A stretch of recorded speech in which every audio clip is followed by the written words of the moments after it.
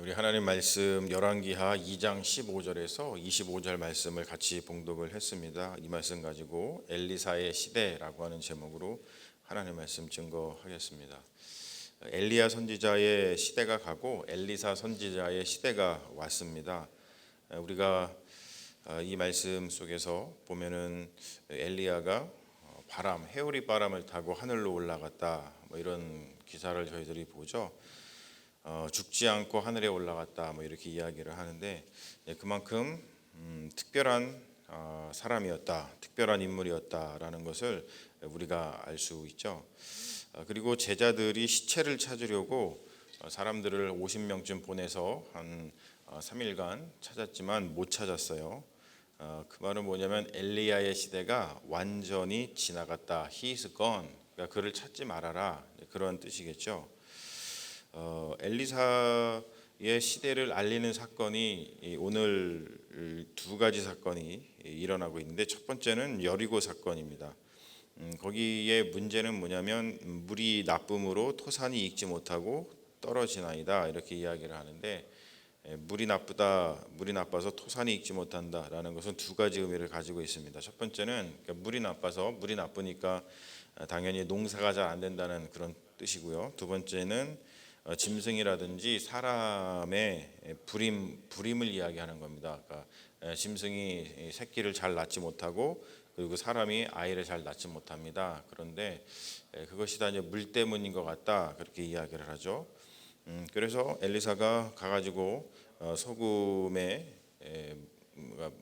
이 대야에 이제 소금을 좀 가지고 와라, 그렇게 이야기해서 그 물 근원으로 가서 거기다가 소금을 던지면서 물을 고칩니다. 그러면서 이렇게 선포를 하죠. 다시는 죽음이나 열매 맺지 못함이 없을지니라, 이렇게 이야기를 합니다. 소금을 던지는 것은 상징적인 행위이겠죠. 어떻게 물을 고쳤는지 굉장히 신기하고 사실 궁금하죠. 우리가 지금은 과학 시대에 살고 있기 때문에 어떠한 방법, 어떠한 과학적인 분석을 하고 또 어떻게 해가지고 뭘 했을까? 단순히 그냥 소금을 던져가지고 먹지 못하는 물이 먹는 물이 되고, 그 물 때문에 고통을 당하던 사람들이 이렇게 해방이 됐는데, 지금도 우리가 무슨 아프리카 같은 데서 물을 먹지 못할 때 어떤 사람이 엘리사처럼 가가지고 소금을 가져가서 물 뿌려놓고서는 먹어라, 이렇게 하는 것은 요즘 시대의 상식에는 참 맞지 않는 그런 이야기입니다만, 오늘 말씀 보면은 말씀으로 고쳤다라고 하는 어떠한 그 정황 속에서 그런 이야기들이 이제 나오는데, 이 말은 뭐냐면 성령의 능력, 지금 엘리사가 엘리야한테 구한 것이 뭐냐면 당신의 성령의 그 능력을 갑절이나 저한테 주시옵소서. 그러니까 갑절이라고 하는 것은 제가 당신이 하던 일을 이어서 하는 장자가 되겠습니다, 이런 뜻입니다만, 성령의 그 능력을 그대로 물려받았다라고 하는 것을 이야기하는 것이죠. 하나님께서 말씀으로다가 사람들한테 이야기를 해주고 있어요. 그래서 성령의 능력이 엘리사와 함께 한다는 증거를 우리가 여리고 사건을 통해서 볼 수 있는 겁니다. 그 말은 뭐냐면 엘리사가 엘리야의 뒤를 이어서 엘리야가 하던 그 일을 하기에 충분한 능력을 가지고 있다라고 하는 뜻입니다. 그래서 이 여리고 사건은 엘리사의 시대가 열렸다는 것을 모든 사람들에게 알려주는 그런 놀라운 사건인 것을 우리가 볼 수 있습니다. 그리고 두 번째 일어나는 사건은 이제 베델 사건인데요. 이 사건은 좀 끔찍하죠. 왜냐하면은 우리말에 의하면 이제 작은 아이들 42명이 죽는 사건이 발생을 합니다. 사실 이거 우리가 액면가로 보면은 어떻게 선지자가, 하나님의 사람이 어린아이 42명을 저렇게 아무렇지도 않게 죽도록 내버려 둘까? 깜짝 끔찍한 사건인데, 여기서 이제 아이들이라고 우리나라말로 번역을 했습니다만, 그 히브리어 원어를 보면은 청년들을 의미합니다. 청년들, 이게 좀 뭐랄까요, 좀 철없는 청년들, 이런 정도로만 생각을 하시면 될 것 같습니다. 사건의 발단은 뭐냐면 엘리사의 권위를 인정하지 않았어요. 베델루다 엘리사가 이제 가서 뭔가 일을 하러 갔겠죠. 근데 엘리사가 온다는 소식을 듣고 그 동네에 철없는 아이들이 많이 나와서 어떤 것을 했냐면 대머리여 올라가라, 대머리여 올라가라, 그렇게 이야기를 했습니다. Go up, bald head 뭐 이런 식으로다가 하면서 막 놀리고 그 엘리사의 권위를 인정하지 않았습니다. 여기서 대머리여 올라가라 할 때 대머리는 엘리사 선지자에 대해서 모욕을 주는 것이고 올라가라라고 하는 것은 엘리야 선지자에 대해서 조롱하는 겁니다. 그러니까 엘리사 선지자하고 엘리야 선지자를 동시에 지금 조롱을 하는 거죠. 그 말은 뭐냐면 엘리야 선지자의 뒤를 이은 엘리사 선지자의 권위를 인정하지 않는 거예요. 그러니까 결국에는 우리가 알다시피 엘리야 선지자도 그렇고 엘리사 선지자도 그렇고 하나님께서 기름 부어서 쓰시는 하나님의 선지자였는데 결국에 하나님한테 대적하는 거죠. 엘리사에 대한 조롱을 보면 대머리라고 이야기를 합니다. 이 대머리라고 하는 것은 무슨 이야기를 하는 거냐면 이 당시에는 이 털이 없으면은 이 당시에는 그 사람들이 좀 이상한 생각을 가지고 있었어요. 뭐냐면 몸에 털이 없는 사람은 하나님의 은혜가 없다고 생각을 했습니다. 그러다 보니까 이 엘리사가 엘리야에 비해서는 이 좀 모양이 달랐거든요. 엘리야 같은 경우는 굉장히 털이 많고 막 그런 좀 누가 보더라도 저 사람은 좀 굉장한 사람인 것 같아 이런 것이 들 정도로다가 그러한 어떤 모양을 가지고 있었는데 엘리사 같은 경우는 일단은 머리가 없었어요. 근데 이 사람들은 털이 없으면, 그러니까 어떤 몸에 털이 없으면은 하나님의 은혜가 함께 한다고 생각하지 않던 시절의 사람들입니다. 털 많은 사람들이 인정을 받았거든요. 우리가 그 다윗 사건에서 보면은 다윗의 그 넷째 아들 압살롬이 아버지를 대적을 하고 반란을 일으키지 않습니까? 그런데 이상하게도 그 훌륭한 다윗 왕을 배신하고 압살롬을 따르는 다윗의 신하들도 많이 있었습니다. 우리가 그걸 보면서 어떻게 그런 일이 벌어질 수 있지라고 하지만 그 당시에 사람들의 상식은 뭐냐면 털이 많은 사람이 하나님의 은혜가 더 임한 거라고 여겼어요. 우리가 알다시피 압살롬이 왜 죽죠? 왜 죽냐면은 도망가다가 머리털이 너무나 많아가지고 나뭇가지에 걸려가지고 그것을 요압 장군이 잡아가지고 목을 베지 않습니까? 그런 것처럼 이 털이 너무나 많다 보니까 이 사람은 압살롬은 하나님께서 은총을 정말 내려준 사람이야 이렇게 사람들이 생각을 하고 그 당시에 파퓰리즘이라고 할까요? 뭐 그러한 마음을 가지고서 압살롬을 따르고 다윗에게서 돌아서고 이런 어처구니 없는 일들이 벌어졌다는 것이죠. 그런 거랑 똑같이 엘리야가 이렇게 조롱받는 이유도 그러한 어떠한 연장선상에서 우리가 볼 수 있는데 엘리사를 인정하지 않는 거죠. 엘리야의 어떠한 후임으로서의 이 권위를 인정받지 못하는 겁니다. 그리고 올라가라라고 하는 것은 엘리야에 대한 그 조롱이죠. 하늘로 올림을 받은 것을 믿지 않는 거죠. 하나님께서 그분을 어떻게 엘리야를 어떻게 쓰신 것을 인정을 하지 않는 겁니다. 자, 이 사건이 베델에서 일어났다는 것이 사실은 굉장히 중요해요. 왜냐하면 베델이 가진 그 불신앙의 기질이 있거든요. 베델이라고 하는 것은 굉장히 특이한 곳입니다. 특별한 곳인데 베델이 가진 그 불신앙의 기질은 우리가 어디서 볼 수 있냐면 첫 번째는 그 여로보암 왕 때 볼 수 있죠.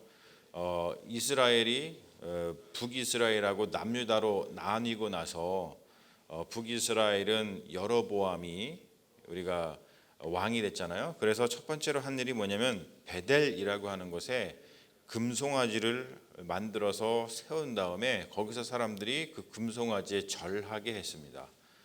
원래는 예루살렘에 있는 성전에서만 하나님께 경배하고 예배하는 것이 하나님의 율례인데 그거를 깨고 베델이라고 하는 곳에 금송아지를 세워서 사람들이 거기서 금송아지한테 절하게 하는 그 우상 숭배를 하게 하는 그 원인이 어디에 있냐, 이 베델에 있었습니다. 그리고 두 번째는 아합 왕 때 벌어진 일이죠. 베델 사람 히엘이라고 있습니다. 베델 사람 히엘이 여호수아가 저주한 여리고성을 재건하죠. 그러니까 여호수아가 여리고성을 무너뜨리고 나서 이렇게 이야기하잖아요. 이 성을 재건한 사람은 저주가 있을 것이다. 이렇게 이야기를 하죠. 그런데 베델 사람 히엘이라고 하는 것은 하나님은 살아계시다라고 하는 뜻인데 그 이름을 가진 그 히엘이라고 하는 사람이 하나님이 살아계신 것을 믿는 사람이라면 하나님 말씀하신 것을 그대로 지켜서 절대로 여리고성을 재건하면 안 되는 거였었는데, 그 사람이 아합 왕 때, 우리가 알다시피 아합 왕은 이 북이스라엘의 가장 악한 왕이고 하나님에게서 가장 멀었던 왕이죠. 그러니까 그 아합 왕 때 누가 활동을 했어요? 엘리야 선지자가 활동을 한 겁니다. 그런 것처럼 아합 왕 때는 영적으로 너무나 힘든 시대였는데 바로 그런 모습을 보여줬죠. 히엘이 하나님의 말씀을 무시하는 거예요. 무시하고 여호수아가 저주한 여리고성을 재건합니다. 그런 것처럼 베델이라고 하는 것은 불신앙의 어떤 기질, 불신앙이 아주 깊은 역사를 가지고 있는 곳입니다. 그런데 우리가 알다시피 베델은 그 반대이죠. 사실은 베델의 의미가 뭐냐면 벳엘, 뭐냐면 엘이 하나님이고 베스는 집이라는 뜻이에요. 그래서 하나님의 집이라고 하는 이름을 가지고 있는 도시입니다. 여기는 굉장한 그 신앙의 역사를 또한 가지고 있잖아요. 우리가 알다시피 야곱이 형 에서를 통해서 하란 땅으로다가 도망을 칠 때 중간에 이 베델에서 자면서 하나님을 만나죠. 하나님의 천사가 사닥다리를 타고서 오르락 내리락 하는 그런 꿈을 꾸고 거기서 하나님께 서원을 하지 않습니까? 그만큼 아주 신앙의 유서가 깊은 그런 곳입니다. 그리고 사무엘이 언제나 이 베델이라고 하는 곳에 와서 치리를 하고 또 상담을 해주고 그랬던 곳이죠. 그리고 세 번째는 엘리야 시대 때 선지자들의 공동체가 있었던 곳입니다. 우리말로 따지면 신학교가 있었던 곳입니다. 그러니까 굉장히 이 베델이라고 하는 것은 하나님의 어떠한 영적인 그 능력이 있는 어떤 유서 깊은 신앙의 고장인데, 그런 곳에서 또 한편으로는 불신앙의 기질이 아주 깊이 배어 있는 그런 양면의 가치가 공존하는 아주 그런 곳이었다는 것이죠. 언제든지 은총이 큰 곳에는 악도 넘치는 법이죠. 그리고 뭐 반대로다가 또 악이 창궐하는 곳에는 또 하나님의 깊은 은총이 필요하고, 뭐 그것이 인간이 살아가는 시대의 세상의 어떤 법들이죠. 엘리사의 이 권위를 불인정한 것에 대한 하나님의 심판으로다가 이 베델 사건, 즉 뭐냐면은 암콤 두 마리가 나와서 대머리여 물러가라 라고, 대머리여 올라가라 뭐 이렇게 이야기하는 아이들을 42명이나 죽은 사건은 이 성경의 어떠한 그 흐름에 의하면 엘리사의 권위를 불인정하는 것에 대한 하나님의 심판입니다. 왜냐하면 레위기 관점에서 레위기에 어떤 말씀이 나오냐면 야생동물에게 죽임을 당하면 하나님의 심판을 받은 것이다, 이렇게 이야기를 합니다. 그러니까 레위기의 관점에서 보면은 지금 이 끔찍한 이 사건, 불곰 두 마리한테 42명의 아이들이 죽은 이 사건은 하나님의 심판 사건으로다가 사람들한테 제시가 되고 있는 거예요. 다른 말로 표현해서 뭐냐면 엘리사의 권위를 인정하라는 것이죠. 하나님께서 엘리사를 기름 부어서 보냈다. 그래서 엘리야의 뒤를 이은 하나님의 선지자다라는 것을 인정하라라고 하는 하나님의 메시지인 것을 볼 수 있습니다. 그리고 특별히 40이라고 하는 것은 7 곱하기 6으로서 7, 6의 40이죠. 그래서 이스라엘에서는 이게 이제 많은 수를 나타나는 겁니다. 그러니까 단순히 뭐 우리가 산술적으로 42명이 죽었다라고 하는 것보다도 히브리어의 어떤 관념 속에서는 이 일 때문에 많은 아이들이 죽었다, 많은 사람들이 죽었다. 근데 그만큼 엘리사의 권위를 인정하는 문제는 굉장히 시리어스한 문제였고, 그런 문제를 잘 받아들여야만 한다라는 것을 이야기해 주고 있는 겁니다.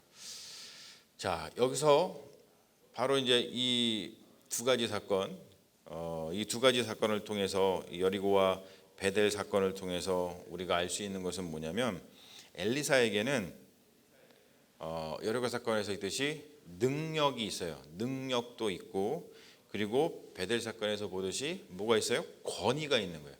능력과 권위를 갖춘 엘리사는 엘리야의 뒤를 이어서 그 일을 하기에 충분한 하나님의 선지자다라는 것을 이 백성들한테, 이스라엘에게 보여주는 것이죠.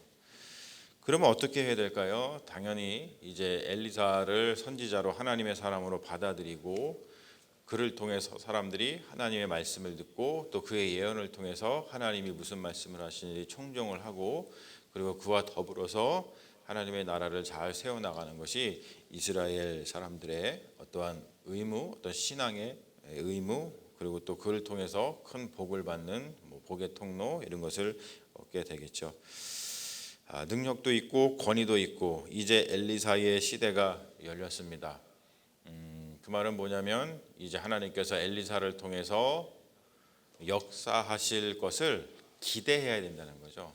그러므로 우리가 요 장을 지나고 열왕기하 3장부터 이루어지게 될 어떤 엘리사의 활약을 우리가 사실은 기대할 수 있게 되는 거예요. 어떻게 역사하실까? 되게 기대된다. 그러니까 그 이후에 정말 흥미진진한 엘리사를 통한 하나님의 역사가 펼쳐지는데 그런 것들을 기대하면서 우리가 거기에 같이 동참을 해야 되겠죠. 자, 그런 것처럼 우리가 어떤 이런 하나님께서 역사하시는 것에 대해서는 좀 이렇게 기대를 가지면서 살아가는 신앙이 언제나 필요합니다. 여러분 살아가시면서 우리가 우리 교회를 통해서 우리 하나님께서 피로값 주고 세우신 우리 세화교회를 통해서 2023년도에 역사하실 여러 가지 일들에 대해서 우리가 사실 기대감을 갖는 게 되게 중요하죠. 기대감을 갖는 게 중요합니다.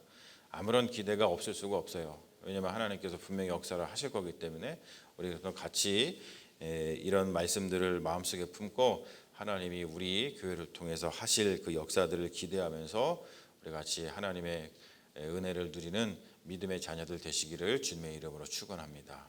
우리 같이 기도하겠습니다. 아버지 하나님, 엘리사의 시대가 열리는 것을 우리에게 보여주시고 그에게는 능력도 있고 그에게는 권위도 있다고 하는 것을 보여주시면서 그를 통하여 하나님께서 행하실 일들을 우리에게 기대를 갖게 하시니 감사합니다. 하나님, 이 말씀을 보면서 우리도 동일하게 하나님의 행하실 일들에 대해서 기대를 갖게 하시고 또 그 일들에 대해서 우리가 함께 열심히 동참하며 하나님의 일을 또 하나님의 나라를 세워가는 믿음의 종들 될 수 있도록 역사하여 주시옵소서. 주님께서 이 사순절기 동안 우리의 경건의 모양도 회복하게 하시고 우리 경건의 능력은 더욱더 회복하게 하여 주셔서 바로 이러한 말씀이 나의 말씀, 우리 교회의 말씀, 하나님께서 지금 여기서 살아 역사하시는 그 놀라운 능력으로 다가오게 하여 주셔서 우리가 함께 주님의 몸된 교회를 잘 세워나가며 이 교회를 통해서 우리 주님께서 우리에게 원하시는 이 시대에 정말로 필요한 일들을 해나가는 믿음의 교회가 될 수 있도록 인도하여 주시옵소서. 주님께서 우리와 함께 하실 줄로 믿으며 우리를 구원하신 우리 주 예수 그리스도의 이름 받들어 간절히 기도합니다. 아멘.